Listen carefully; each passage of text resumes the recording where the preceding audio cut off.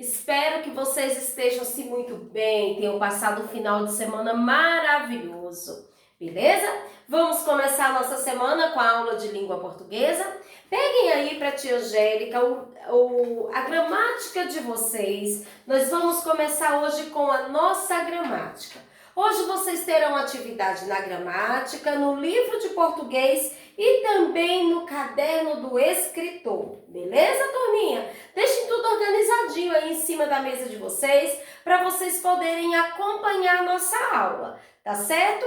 Vocês irão abrir a gramática de vocês na página 130. O nosso conteúdo de hoje é falando sobre a vírgula. Vocês já viram esse sinal de pontuação? Eu acredito que sim. Então, a vírgula ela tem uma utilidade muito grande nos textos. Vamos conhecer as características da vírgula, quando que eu posso utilizar a vírgula no texto? Isso mesmo, porque vocês agora estão aprendendo a construir textos, vocês precisam utilizar os sinais de pontuação corretamente. Vamos começar lendo esse pequeno textinho? Acompanhe a leitura aí na gramática de vocês, meus amores.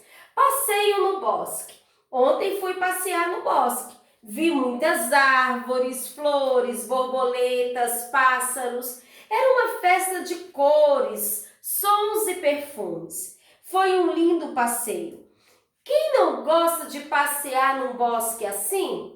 Então, turminha, olhem aí essa frase que tem lá no texto. Vi muitas árvores, flores, borboletas e pássaros. Vocês identificaram aí a vírgula nessa frase? Nessa frase foi utilizado 3 vírgulas.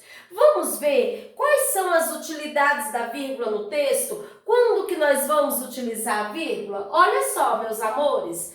A vírgula, ela é um sinal de pontuação. Ela pode ser usada para separar os elementos de uma enumeração ou de uma lista. Por exemplo, nessa frase aí desse texto, está escrito assim, ó, vi muitas árvores, né? O que ele viu? Flores, borboletas, pássaros. Ele viu árvores, flores, borboletas e pássaros. Aí ele está dando o quê? Uma enumeração, né? Está enumerando. O que ele viu? Ele viu árvores, flores, borboletas e pássaros. Então, para falar, quando eu estou tratando de uma enumeração, falando o que eu vi, ou então relatando alguma coisa, enumerando, né? Nesse caso aqui, ele está enumerando o que ele viu. Então, ele viu árvores, flores, borboletas e pássaros. Então, para cada um, se eu falei árvores, coloco uma vírgula. Flores, vírgula. Borboletas, vírgula e pássaros também uma vírgula. Então, ó, quando se trata de uma enumeração, eu tenho que utilizar a vírgula. E aí a tia Angélica colocou um exemplo aqui, ó. Marina comprou 2 lápis, uma caneta, uma borracha, um estojo. Aqui nesse caso, também é uma lista, né? Quando a mamãe vai fazer uma lista de compras, o que ela tem que comprar? Ela também vai o quê? Mamãe foi ao mercado e comprou manga, laranja, cebola, feijão. Aí é uma lista também, não é uma lista? Que se trata também de uma enumeração falando o que ela comprou? Então, eu tenho que utilizar a vírgula. Quando eu vou falar, enumerar, fazer uma lista, né, da quantidade de produtos que eu utilizei, eu utilizo a vírgula. Nesse caso aqui, ó, Marina comprou 2 lápis, utilizei a vírgula. Uma caneta, uma borracha, um estojo, certo? Então, aqui eu tenho que utilizar a vírgula sempre quando eu estou enumerando, falando o que eu comprei, certo? Nesse caso aqui. Numa enumeração, não usamos vírgula antes do E. Por exemplo, era uma festa de cores, vírgula, sons e perfumes. Aqui nesse caso, eu não preciso pôr a vírgula, porque aqui eu já tenho o E. Então, antes do E, eu não preciso utilizar a vírgula, certo? Quando escrevemos uma data, a vírgula é usada para separar o nome da cidade. Exemplo, Salvador, 10 de abril de 2016. Então, aqui eu separei a cidade da data. Nesse caso, ó, eu coloquei o nome do local, né? E coloco a vírgula. Depois é que eu coloco a data. Então, a vírgula ela é utilizada numa enumeração, quando eu vou fazer uma lista e também para separar, né? Ela é também usada para separar a data, né? Separar o nome da cidade da data, certo? Quando eu vou escrever aí uma carta, né? Eu separei aqui, ó, o nome da cidade da data. E aí, crianças, vocês viram a utilidade da vírgula. Então, eu vou utilizar a vírgula numa enumeração, quando eu vou fazer uma lista de compras, né? E também para separar a data, o nome da cidade da data. Hoje também nós iremos aprender as parlendas. Mas na verdade, meus pequenos, o que é parlenda? As parlendas são formas literárias, são textos também, né? Tradicionais, muito utilizado, né? Nas brincadeiras de criança, são recitadas nas brincadeiras de criança. Quem já viu aí uma parlenda? Vamos ver, a tia Angélica trouxe algumas parlendas para lermos aqui na nossa aula online. Olha só, vou passar na pinguelinha, chinelinhos caiu do pé. Os peixinhos reclamaram, que cheirinho de chulé. Isso aqui é uma parlenda, são textos literários utilizados, né? Eles são tradicionais, já são utilizados há muito tempo e principalmente, né? É de origem oral, as pessoas falam, né? E eles são utilizados nas brincadeiras de criança. A tia trouxe outro também muito conhecido, às vezes até a mamãe se lembra, ó. Hoje é domingo, pé de cachimbo. O cachimbo é de ouro, bate no touro. O touro é valente, bate na gente. A gente é fraco, caiu no buraco. O buraco é fundo, acabou-se o mundo. Então, ó, outra parlenda, né? Muito utilizada, né? Um textinho muito utilizado nas brincadeiras de criança.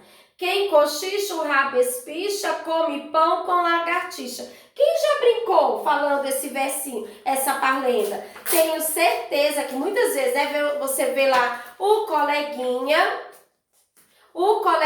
falando e aí o coleguinha fala, né, gente? Você vê o coleguinha falando no ouvido do outro e você fala: quem cochicha, o rabo espicha, come pão com lagartixa. Isso aqui são parlendas. E hoje nós vamos trabalhar também com as parlendas. E também lá no livro de português, nós iremos revisar o nosso conteúdo sobre tipos de frase e os sinais de pontuação. Certo? Vocês sabem quais são os tipos de frase? Frase afirmativa, interrogativa e exclamativa. E trabalhamos o ponto de interrogação, exclamação, ponto final, não é verdade? Então hoje, o que vocês vão fazer na nossa aula de língua portuguesa? Olha só, pega seu livro de português, lá na página 130. Vamos começar revisando? Olha só, o que está escrito aqui na página 130? Nós vamos trabalhar as frases, os tipos de frase. E aqui nós temos uma tirinha, ó, que fala assim, ó. Filhotes de pinguim comem uma pasta de peixe que a mãe vomita. Aí, ó, vai continuar reclamando do mingau? Não. Por que o menino não vai mais reclamar do mingau? Aí você vai responder. Identifique na tirinha o quadrinho em que uma informação é dada, a pergunta feita pela mãe do garoto, o modo como o garoto responde a pergunta. Então, olha só, ele responde de forma exclamativa, forma afirmativa. Aí a tia Angélica colocou aqui, ó. A letra B, ela é oral, tá certo? É uma resposta oral, não precisa você escrever. Aí, ó, aqui tá explicando, a frase é um conjunto de palavras organizadas, que apresentam uma ideia com o sentido completo. Há 3 tipos de frase. Frase declarativa dá uma informação, ela pode ser afirmativa ou negativa, né? Eu gosto de mingau. Eu não gosto de mingau. Frase afirmativa, eu gosto de mingau. Eu não gosto de mingau é uma frase afirmativa negativa. Frase exclamativa expressa sentimentos, sensações, emoções, alegria, surpresa, admiração, medo, etc. Exemplo, eu detesto mingau. Frase interrogativa indica uma pergunta. Exemplo, você gosta de mingau? Aí lá na página 131, você irá escolha palavras do quadro para completar as frases. Escreva I para frases que dão uma informação e P para frase que uma pergunta é feita. Então, olha só. Mariana ou Pedro tem olhos verdes? Então, você vai escolher os nomes que estão aqui dentro do quadrinho para completar cada frase. Aí, ó, no retângulo, no quadradinho, você vai colocar aí para frases que dão uma informação e P para frases em que uma pergunta é feita. Então, para frases que estão dando uma informação, que são frases afirmativas, você vai colocar aí. Para frases que dão sentido de uma pergunta, né, que tem o ponto de interrogação, você coloca P. Na número 3, copie uma notícia lida nas páginas 124 e 125. As palavras que Júlia está ensinando ao seu cãozinho na língua de sinais. Então, você vai colocar aqui, lá na notícia, na página 124 e 125, você vai copiar somente as palavrinhas que Júlia está ensinando na língua de sinais. Se você não tivesse uma informação, como perguntaria? Aí você vai responder, tá certo? Na número 4, escreva pelo menos uma frase interrogativa e uma exclamativa. Então, aqui nos quadrinhos você pode escrever frases afirmativas e frases exclamativas. E lá na página 140 e 141, certo? Vai lá para 140 e 141, nós vamos trabalhar aqui os tipos de pontuação, as frases e a pontuação. Ponto final, ponto de exclamação e ponto de interrogação. Vai ler a tirinha do Garfield, né? Não me lembro o que eu vim fazer neste quarto. E se eu sair e entrar outra vez? O último agora, eu não lembro o que eu vim fazer aqui. O que Garfield foi fazer ao lado de fora da tirinha? Aí você vai colocar aqui, ó, relacione as colunas. Você vai relacionar a segunda coluna de acordo com a primeira.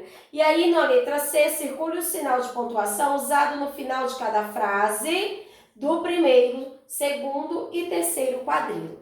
Lá no número 2, na página 141, você vai usar o ponto de exclamação ou interrogação em cada frase.